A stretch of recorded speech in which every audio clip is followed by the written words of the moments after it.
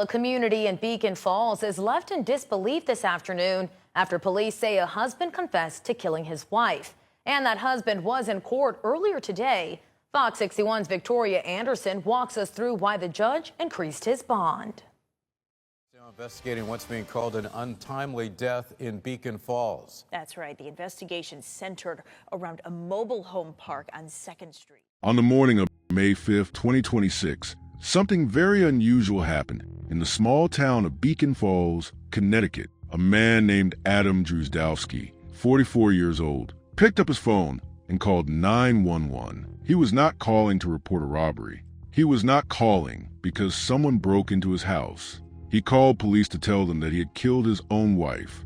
But that is not even the most disturbing part of the story. When police asked him why he did it, Drozdowski told them something that stopped everyone in their tracks. He said he believed his wife was a serpent, not a human being, not his wife of many years. A serpent, a snake, something evil and inhuman that needed to be destroyed.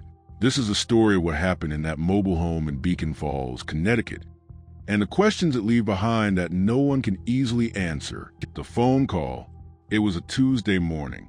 The time was approximately 11:42 a.m. The Connecticut State Police Dispatch Center received the call. On the other end of the line was Adam Drozdowski. He told the dispatcher that he had lost his mind.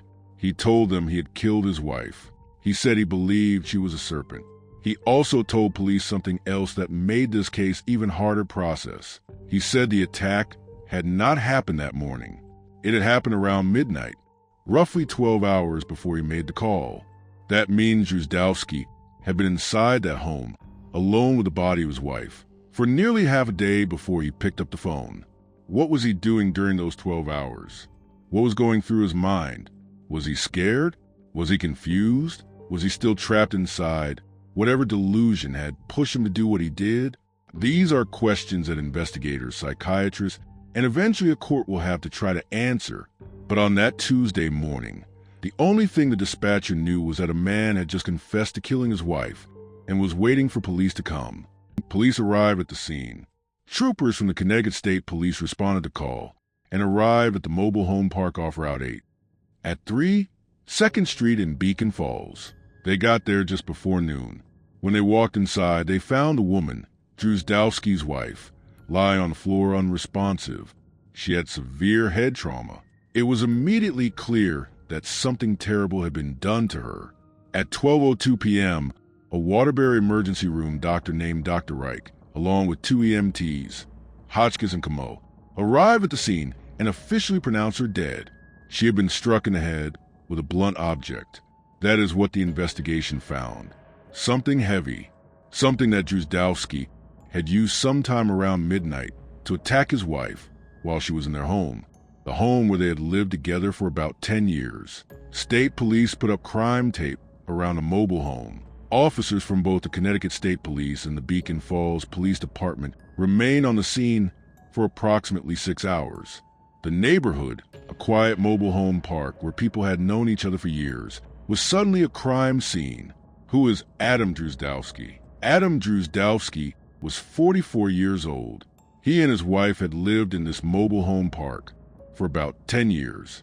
By every account from the people who knew them, they were not the kind of people you expect to be at the center of a murder story. Stephen Palomar is a neighbor who has lived in that same mobile home park for 25 years. He knew the couple well. When reporters asked him about them, this is what he said. They were actually very, very nice, calm people. It's sad, it really is. And they're young, like I said. That word, young, is important. These were not elderly people. They were a young couple who had settled into a quiet life in a small town. They had been there for a decade. They knew their neighbors. Their neighbors knew them. Nothing about them suggested that something like this was coming. But Palomar also shared something that adds a troubling layer to the story. He said that in recent months, both Adam and his wife had been acting unusual. He couldn't describe it in specific terms, but something had changed about them. Something felt different. And then there was this. About 6 months before the murder, police had already been called to that home. Not by Drozdowski, by a different neighbor. What happened during that visit? What did police find or not find? That information has not been made public, but it tells us that this did not come completely out of nowhere. Something had been wrong, or at least concerning, for months before it turned deadly. There is a condition called Capgras delusion, in which a person believes that someone they know, a spouse, a parent, a friend, has been replaced by an imposter. The face looks the same. The voice sounds the same. But the person experiencing the delusion is utterly convinced that the real person is gone and something fake or dangerous has taken their place. There are other conditions, severe psychotic breaks, schizophrenia-related episodes, and other forms of psychosis in which a person's grip on reality becomes so distorted that the people around them no longer seem human. They can appear threatening. They can appear demonic or evil or, as in this case, like a serpent. This is not an excuse. This explanation does not bring anyone back. It does not undo the pain of what happened. But it is important to understand because it will be at the center of everything that happens in the courtroom. The question of whether Adam Drozdowski knew what he was doing, whether he understood that killing his wife was wrong, is a question that will determine the rest of his life. Under Connecticut law, a person can raise what is called an insanity defense. To succeed with that defense, the defendant must show that, because of a serious mental disease or defect, they were not able to understand that what they were doing was wrong, or that they were not able to stop themselves from doing it. If that defense is proven, the result is not freedom. It typically means commitment to a psychiatric facility, rather than a prison sentence. Whether Drozdowski's lawyers will pursue that defense remains to be seen. But given what he said, and given the pattern of unusual behavior in the months before the murder, it seems almost certain that his mental state will be a major part of this case. The investigation continues. After Drozdowski confessed and was taken into custody, investigators got to work. They obtained 2 search warrants, one for Drozdowski's person and one for the mobile home where the crime took place. Under the personal search warrant, police took a buccal swab from Drozdowski. That is a DNA sample collected from inside the cheek. They also seized his clothing, whatever he was wearing at the time of his arrest, to be examined for evidence. Photographs were taken of his body, documenting any injuries, marks, or other physical details that might be relevant to the case.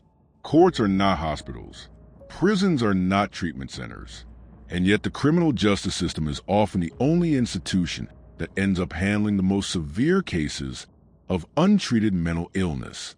This case, like many others before it, will force a question of what justice actually looks like when the person who committed the act may not have been fully present in reality when they did it. The third question is simply the human one.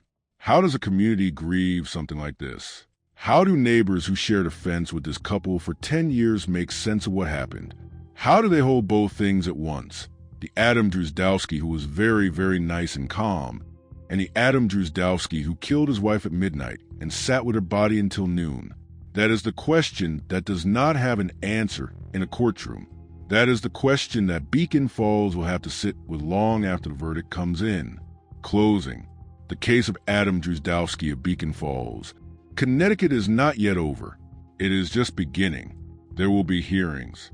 There will be psychiatric evaluations. There will be arguments about mental state, legal responsibility, and what justice looks like in a case this complicated. But the outcome that has already happened, the one that cannot be appealed or overturned, is the death of a woman who did not deserve to die. A woman who lived quietly in a small town, who was liked by her neighbors, who shared her life with a man whose mind was, in the end, somewhere none of the people around him could follow. That is where the story starts and ends. Not with a delusion, not with a 911 call, not with a bond hearing or a court date. It starts and ends with her, a name not yet known to the public, but a life fully real, fully lost, and fully worth remembering.